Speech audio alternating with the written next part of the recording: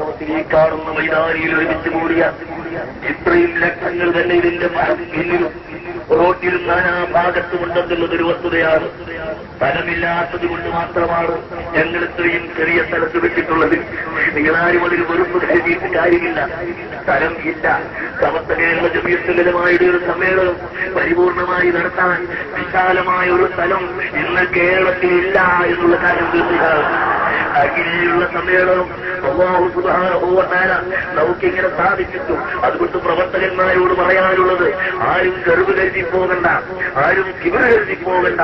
ഏകൈനായ അല്ലാഹുവിന്റെ തൗഫീഖ് മാത്രമാണ്, അല്ലാഹുവിന്റെ മദദ് മാത്രമാണ്, അല്ലാഹുവിന്റെ സഹായം മാത്രമാണ്, അവന്റെ ഔലിയാക്കളുടെയും അൽഹീങ്ങളുടെയും സാലിഹീങ്ങളുടെയും ബർക്കത്ത് മാത്രമാണ്, സാദാത്യങ്ങളുടെ ബർക്കത്താണ്. അതുകൊണ്ട് ആ ബർക്കത്തുള്ള സംഘടന ശക്തിപ്പെടുത്താൻ, അതിനുവേണ്ടി പ്രവർത്തിക്കാൻ, അതിനുവേണ്ടി ഉത്സാഹിക്കാൻ നിങ്ങളൊക്കെ ശ്രമിക്കുക എന്ന് പ്രത്യേകമായി നിങ്ങളോട് പറഞ്ഞുകൊണ്ട് ഞാൻ എന്റെ ദൗത്യത്തിലേക്ക് കടക്കുകയാണ്.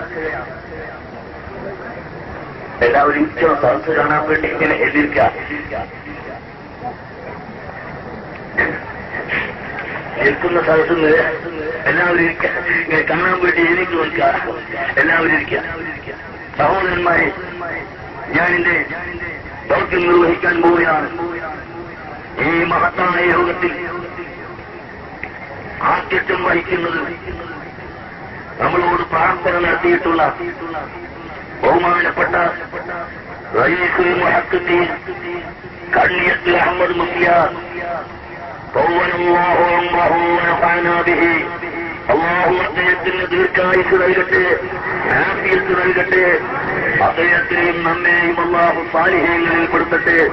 അദ്ദേഹത്തിന് ഞാൻ സ്വാഗതം പറയുന്നു.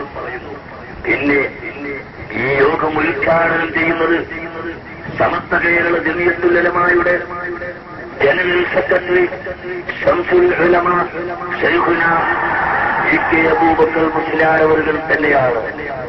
ബഹുമാനപ്പെട്ട മഹാനവറുകൾക്ക് ഞാൻ ഇങ്ങനെ സ്വാഗതം പറയണം. ഞാൻ എന്റെ സ്വന്തം നിലയിലും സംഘടനയുടെ പേരിലും സ്വാഗത സംഘത്തിന്റെ പേരിലും സ്വാഗതം പറയുന്നു. അല്ലാഹു മഹാനവറുകൾക്കും ദീർഘായുസ്സും ആഫിയത്തും പ്രദാനം ചെയ്യട്ടെ. അവരെയും നമ്മളെയും അല്ലാഹു സാലിഹീങ്ങളിൽ പെടുത്തുമാറാകട്ടെ. പിന്നെ ഈ യോഗത്തിൽ പ്രസംഗിക്കുന്ന അറബി പ്രതിനിധികൾക്ക് ഞാൻ അറബിയിൽ തന്നെ ഇൻഷാ അല്ലാഹ് സ്വാഗതം പറയും. കൂടാതെ നമ്മുടെ ഈ മഹത്തായ സമ്മേളനത്തിൽ സംസാരിക്കുന്നത് ബഹുമാനപ്പെട്ട പാണക്കാട് സയ്യിദ് മുഹമ്മദ് അലി ശിഹാബ് തങ്ങളവர்கள்.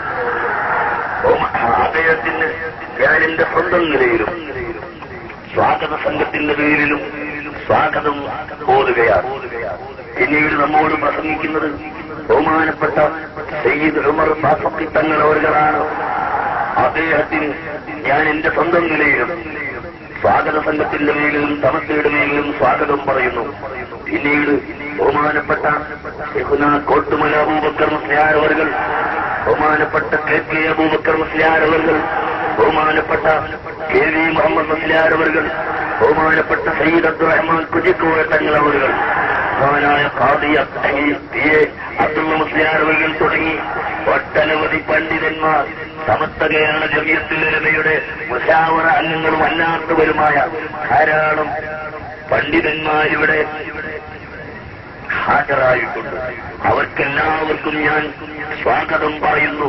കൂടാതെ ഈ സദസ്സിൽ വളരെ വിഷമങ്ങൾ സഹിച്ച് വളരെ ത്യാഗങ്ങൾ സഹിച്ചെത്തിപ്പെട്ട എല്ലാ ആളുകൾക്കും നമ്മുടെ പോലീസ് ഉദ്യോഗസ്ഥന്മാർ നമ്മോട് സഹകരിച്ചുകൊണ്ട് നമ്മെ സഹായിക്കുന്ന പോലീസ് ഉദ്യോഗസ്ഥന്മാർക്കും അതുപോലെ നമ്മുടെ സമ്മേളനം വിജയിപ്പിക്കുന്നതിന് വേണ്ടി ആത്മാർത്ഥമായി രംഗത്തിറങ്ങി വാർത്തകൾ പ്രചരിപ്പിച്ചുകൊണ്ട് നമ്മുടെ സമ്മേളനം ലോകത്തിന്റെ മുമ്പിൽ എത്തിച്ചു കൊടുക്കുന്ന പത്രപ്രവർത്തകന്മാർക്കും പത്രപ്രതിനിധികൾക്കും ഞാൻ എന്റെ ഹാർദവമായ സ്വാഗതം രേഖപ്പെടുത്തുകയാണ്.